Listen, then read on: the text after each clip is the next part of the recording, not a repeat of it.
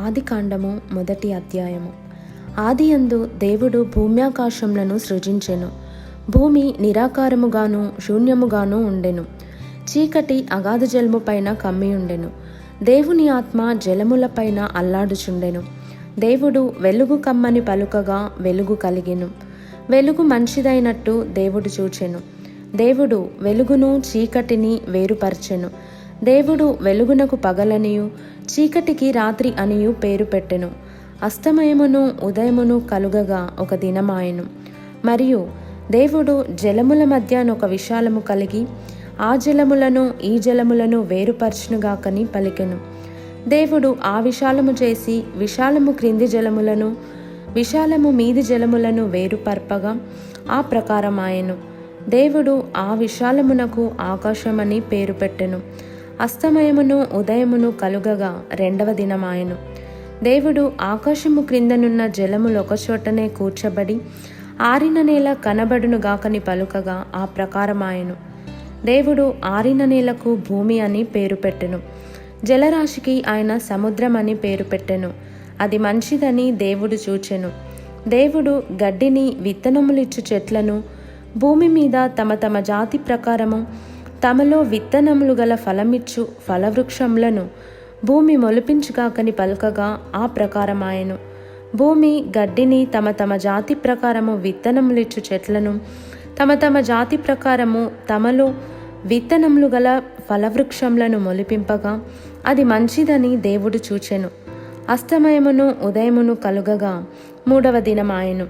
దేవుడు పగటిని రాత్రిని వేరుపరచినట్లు ఆకాశ విశాలమందు జ్యోతులు కలుగునుగాకనియు అవి సూచనలను కాలములను దిన సంవత్సరములను సూచించుటకై ఇండుగాకనియు భూమి మీద వెలుగిచ్చుటకు అవి ఆకాశ విశాలమందు జ్యోతులై యుండుగాకనియు పలికెను. ఆ ప్రకారమాయెను. దేవుడు ఆ 2 గొప్ప జ్యోతులను అనగా పగటిని ఏలుటకు పెద్ద జ్యోతిని రాత్రిని ఏలుటకు చిన్న జ్యోతిని నక్షత్రములను చేసెను. భూమి మీద వెలుగిచ్చుటకును పగటిని రాత్రిని ఏలుటకును వెలుగును చీకటిని వేరుపరచుటకును దేవుడు ఆకాశ విశాలమందు వాటి నుంచెను. అది మంచిదని దేవుడు చూచెను. అస్తమయమును ఉదయమును కలుగగా 4వ దినమాయెను. దేవుడు జీవము కలిగి చలించు వాటిని జలములు సమృద్ధిగా పుట్టించునుగాకనియు పక్షులు భూమిపైని ఆకాశ విశాలములో ఎగురునుగాకనియు పలికెను.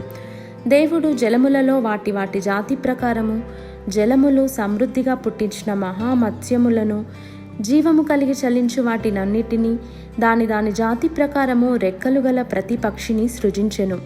అది మంచిదని దేవుడు చూచెను. దేవుడు మీరు ఫలించి అభివృద్ధి పొంది సముద్ర జలములలో నిండియుండుడనియు పక్షులు భూమి మీద విస్తరించునుగాకనియు వాటిని ఆశీర్వదించెను.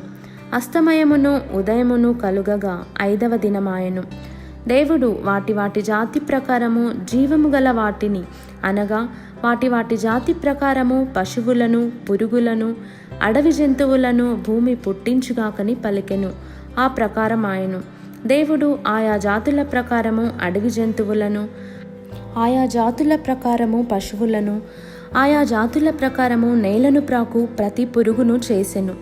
అది మంచిదని దేవుడు చూచెను. దేవుడు మన స్వరూపమందు మన పోలిక చొప్పున నరులను చేయుదము. వారు సముద్రపు చేపలను ఆకాశ పక్షులను పశువులను సమస్త భూమిని భూమి మీద ప్రాకు ప్రతి జంతువును ఏలుదురుగాకనియు పలికెను. దేవుడు తన స్వరూపమందు నరుని సృజించెను. దేవుని స్వరూపమందు వాని సృజించెను. స్త్రీనిగాను పురుషునిగాను వారిని సృజించెను. దేవుడు వారిని ఆశీర్వదించెను. ఎట్లనగా మీరు ఫలించి అభివృద్ధి పొంది విస్తరించి భూమిని నిండించి దానిని లోపర్చుకొనుడి. సముద్రపు చేపలను ఆకాశ పక్షులను భూమి మీద ప్రాకు ప్రతి జీవిని ఏలుడని దేవుడు వారితో చెప్పెను. దేవుడు ఇదిగో భూమి మీదనున్న విత్తనములిచ్చు ప్రతి చెట్టును విత్తనములిచ్చు వృక్షఫలము గల ప్రతి వృక్షమును మీకిచ్చియున్నాను. అవి మీకు ఆహారమగును. భూమి మీద నుండు జంతువులన్నిటికిని ఆకాశ పక్షులన్నిటికిని భూమి మీద ప్రాకు సమస్త జీవులకును పచ్చని చెట్లన్నయు ఆహారమగునని పలికెను. ఆ ప్రకారమాయెను. దేవుడు తాను చేసినది యావత్తును చూచినప్పుడు అది చాలా మంచిదిగా నుండెను. అస్తమయమును ఉదయమును కలుగగా 6వ దినమాయెను.